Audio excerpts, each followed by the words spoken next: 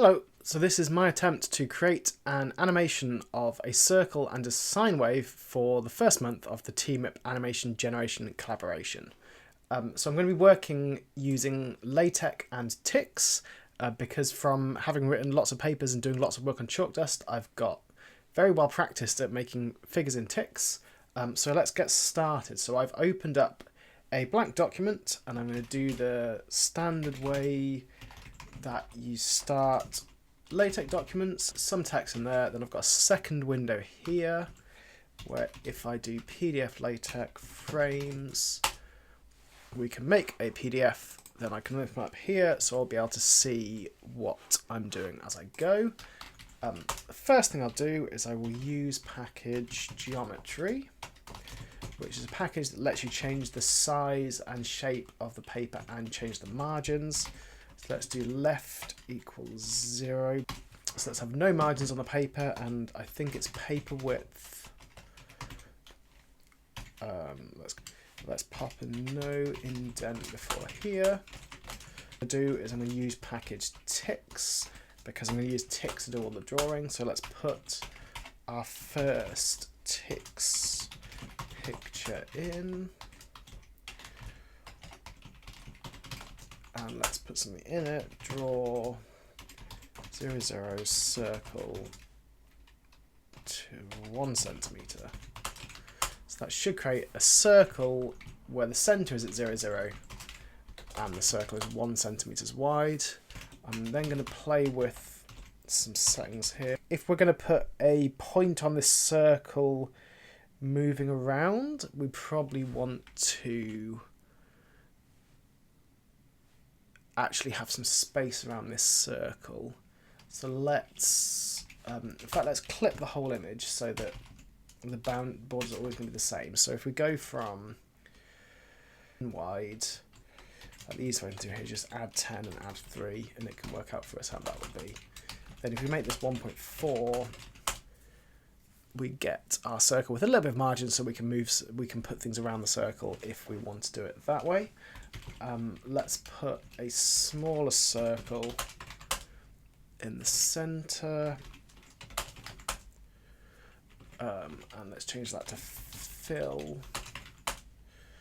Okay, the next thing we want to do is we want to put a horizontal line across the circle that we're going to measure the angle from. So let's draw, we'll put it under this, do it dashed for now.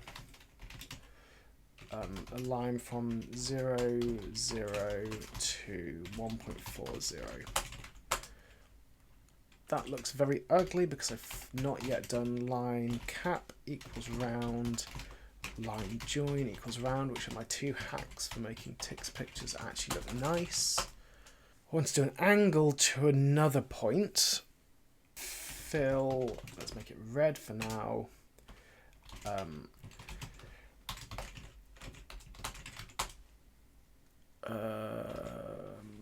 Oh yeah, circle 0.03. So that should draw a red circle there at an angle of 60 degrees. Draw in red. Let's make it dashed. Maybe not dashed actually, probably solid is better. A line from 0, 0 to that point. You show an angle. So we're going to draw from, let's try 0.40, an arc. So that starts from 0, goes to 60 with a radius of 0.4. So that should do a little angle for us there. In order to animate this, the way I'm going to do it is I'm going to make a page in the PDF for each frame of animation, and then afterwards write some Python code to convert these into PNG images, and then put those, stitch those together into an MP4. So essentially, what I want to do is I want to copy and paste this whole lot here, and make another version of it with like 62 degrees, like that. Obviously that would be ridiculously time consuming to copy this thousands of times, so I'm going to make a command that we can use to draw this. That takes one input, which will be the angle. Copy all of this into here. Replace 60 with #1, which will be the first input. Nope. Frame is already defined. A frame for animation frame. So that now looks the same, and then I can delete all of this and put A frame 62. Maybe like that, so it goes onto a new page. Yep. If we put this one at 100, and I'll do a final frame at 320, that's enough for me to look at for now, that I can see that I'm doing the correct thing while making this, and then we can go back later and put in a frame for every 2 degrees or something. If you want a point travelling along that shows kind of that goes consonant with the angle, and then we want a point going up and down that is tracing that's matching the height of the red point and following our point along. Let's do fill. So the angle is #1, but we're going to start at 1.4 plus #1. Yeah, we do want to semicolon. And the y coordinate is going to be 0, and I'm going to here divide by 180 and times 2 times pi, so that we step along as if we're doing radians rather than degrees. The bottom one, we've gone off the edge.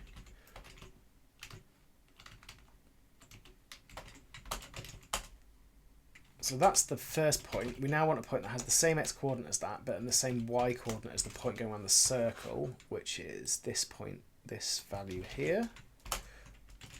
Draw. So we want to go from something to that. If we do a line from here to that, dashed, a circle then, so I need to get rid of that. That's why that point looks so much bigger than the others. And from there, we'll draw a dashed line down to this point. This dashed line should be underneath the red fill, because that's less wide. Let's make it half a point wide, and let's make it grey. Put it behind everything. I'm going to make this one bigger, because that's the point we want people to pay attention to. In fact, I think it would look better if all the points were bigger, because the red bits don't really need to be red, but this point should be red. That red point wants to be tracing a path as it goes, because it should be drawing the shape of a sine curve. So we're going to draw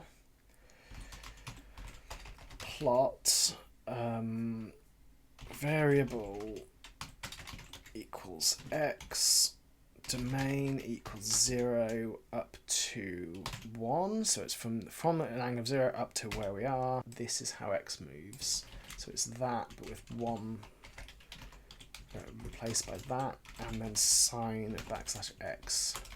It should be times pi divided by 180, not times 2 pi divided by 180. That's more like it, and I'm going to add more than 1.4 because we don't want it to start right at the edge of the circle. That's better, so now it starts there.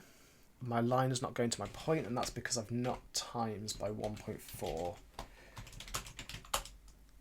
In order to get a correct aspect ratio sine wave, we're going to have to times this by 1.4 as well, because we're scaling everything up by 1.4. My dashed line is now going to completely the wrong place. So where's my dashed? Oh, I've just not changed the dashed line, have I? The dashed line's still got 2 pi. So I need to remove that and do 1.4 times 1.4 times like that. Like that. I'll make it go to 360, which is going to be that wide. We can now work out how wide the piece of paper needs to be, because 360 times pi over 180. And because we're starting at negative 1.5, I just need to add 1.5 to this, which gives us 12. So let's make that 12 wide. Let's make an animation command. I think I do need the if then package. If equal the animation 5. So if it's equal to 5, do nothing. If it's not equal to 5, let's backslash animation.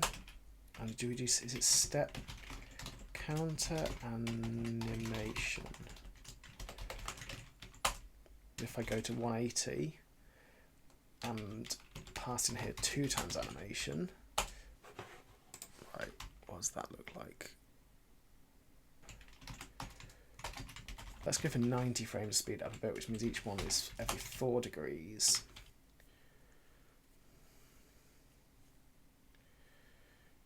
So that would look something like that.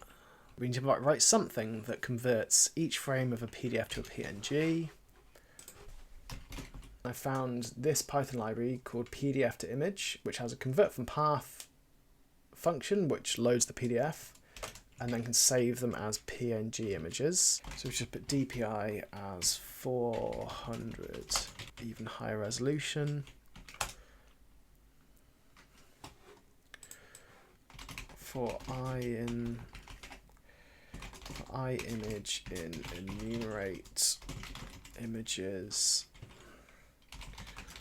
just make a folder for them. Image slash, let's call it frame I.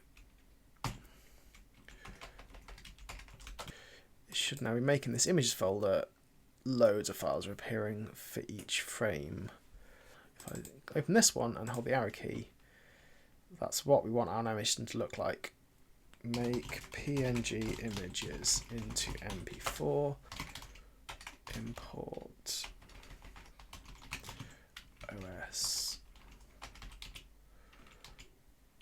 os.system equals frame star.png. Okay, so it's remaking all the frames, and then ffmpeg's done something. Video.mp4. Okay, it's sorting mathematical order, so it's sorting 4 before 40 before 41. So all I need to do here is pad 3:1. I think that will do it in one line. Delete all the frames, and if we run it again, it should now be called frame 001 and frame 002. So now it's in alphabetical order, they'll be in the correct order. We have video.mp4. So that looks like an animation of what we wanted. So I will put the code I've written to write this up on GitHub. I'll put the link in the description down below so you can find the code if you want to download this and play with it. Thanks for watching.